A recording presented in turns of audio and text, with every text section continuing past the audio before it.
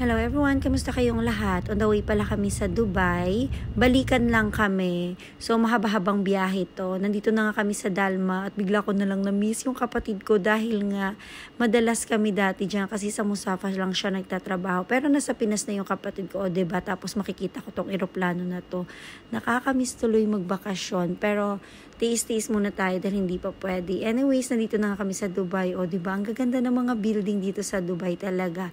Yung una pala namin pinuntahan ay ang Dubai Outlet Mall. Tingnan natin kung ano yung mabibili natin dito kasi maghahanap ako ng sapatos. Sana makahanap ako ng mura kasi nagtitipid tayo. Ayan, nandito na nga kami at sobrang init. Grabe. Tag-init na talaga, summer na talaga. Kaya ayan, pagpasok na nga namin dito ay nag-ikot-ikot kami kasi kakain na kami. Naganap kami ng food court at dito nga kami napunta sa Chowking. Nag-order lang kami dito at habang nag-aantay ng order namin, ayan, nag-video-video muna ako dito.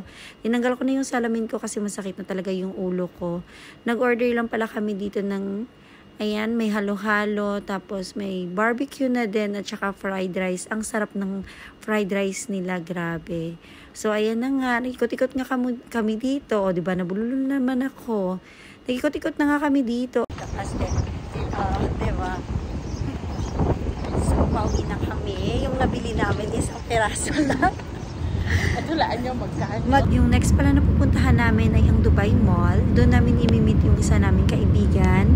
Kaya ayan, samahan niyo kami ulit. At ang ganda-ganda talaga ng Burj Khalifa, diba? Hindi talaga ako magsasawang magpa-picture dyan. Kaya mamaya pupunta ulit kami dyan para magpa-picture lang. So, ayan na nga, nandito na nga kami sa Dubai Mall. Inaantay lang namin yung kaibigan namin. Siya yung pupunta sa amin dito kasi mas alam niya yung pasikot-sikot dito. So, nagkita na nga kami dito. Ayan na yung aming in-order. SB lang kami dito para naman makapag-usap-usap kahit saglit lang yung time namin dito. So, pagkatapos nga namin doon ay ikot-ikot na kami dito para puntahan yung Burj Khalifa. Kasi magpipicture na naman kami. Hindi naman namin first time pero gusto lang namin magpa-picture ulit. Para naman meron naman kaming picture, diba? Ayan na nga, nakarating na nga kami dito. Hindi naman ganun kalayo yung nilakad namin. Ayan, sobrang ganda pa rin talaga, diba? Pagkatapos ay umuwi na nga kami. Ayan, ang sunset. Sobrang ganda talaga. Natuwa ako kasi nakita ko pa rin yung sunset kahit hindi na buo pero nakapag-video pa din ako. At ang bilis na nga ng transition, nandito na kami sa Dalma Mall. Dito pala kami magdi-dinner kasi baka sa Ruways ay close na. Medyo late na rin kasi to, mga 9:30 na ata to or 10, nalimot ko yung time. Pero papunta na kami dyan sa food court. Nag-order na pala si Monmon, siya na yung nag-order. Sa Barrio Fiesta kami nag-order. Yung in-order namin ay sisig at saka rice. At sobrang gutom din namin to kaya naubos talaga namin.